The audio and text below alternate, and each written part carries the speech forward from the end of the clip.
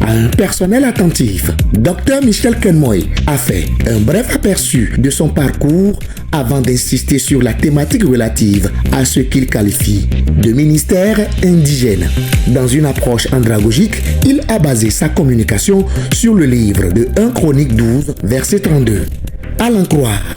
Dans le travail de la traduction de la Bible aujourd'hui, nous sommes amenés à être comme des fils d'Issachar qui discernent les temps pour comprendre que le leadership est ici. Nous ne devons pas regarder ailleurs pour attendre le leadership de ce travail. Nous devons savoir que le leadership est ici. Et Dieu attend ce leadership de nous. Dieu attend ce leadership de l'Afrique. D'un ton empreint de solennité, il évoque les 3 objectifs que vise le ministère indigène. Dans un objectif, donc, c'est de faire un ministère qui soit enraciné dans le contexte.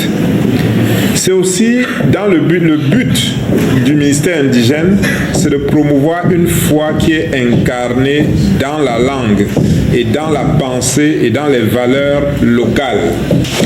Et ça, c'est à ne jamais oublier. Le but du ministère indigène, c'est vraiment pour renforcer l'appropriation du message chrétien par les chrétiens à la base.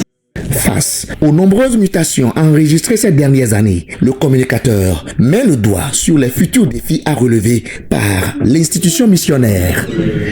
Et là, prendre au sérieux, ça signifie que clairement vous armer pour interagir efficacement avec les partenaires extérieurs dans le but de défendre un ministère d'impact. Ça signifie aussi que vous vous engagez à effectivement engager l'église locale, non seulement pour utiliser les produits finis, mais aussi pour participer à la réalisation des traductions et des matériels, et aussi pour financer, n'est-ce pas, ce processus. Parce qu'aujourd'hui, qu'on le veuille ou pas, le Bénin n'est plus là où on était il y a 30 ans. Il y a des ressources aussi au Bénin. Qui de mieux qu'un des missionnaires de Wycliffe Bénin pour lever le voile sur les différentes transformations notées au sein de l'organisation. Aujourd'hui, Wycliffe Bénin a plus de 20 ans. Ça fait 2003 et 2025. On a plus de 20 ans déjà. Et moi, aujourd'hui, Wycliffe Bénin, avec aujourd'hui plus de 16 missionnaires, et ça, qui pouvait croire? Ouais, ça, nous pouvons dire vraiment, c'est la grâce de Dieu. Qui pouvait croire qu'aujourd'hui, on pourrait avoir près de 67 personnes, c'est-à-dire salariés, volontaires, prestataires, stagiaires, et qui travaillent vraiment au quotidien avec Wycliffe Bénin. Qui pouvait croire on pouvait imaginer qu'un jour, Wycliffe Bénin, seul en tant qu'Africain, on pourrait être dans une vingtaine de communautés au Bénin. Vous voyez, et dans les vingtaines de communautés, nous avons près de 150 personnes.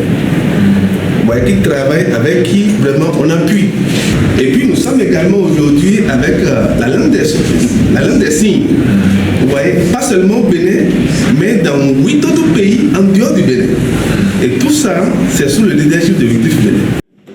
Des contributions du directeur Prosper et Daniel ont permis aux communicateurs d'encourager les efforts déployés par Wycliffe Bénin dans le domaine de la traduction.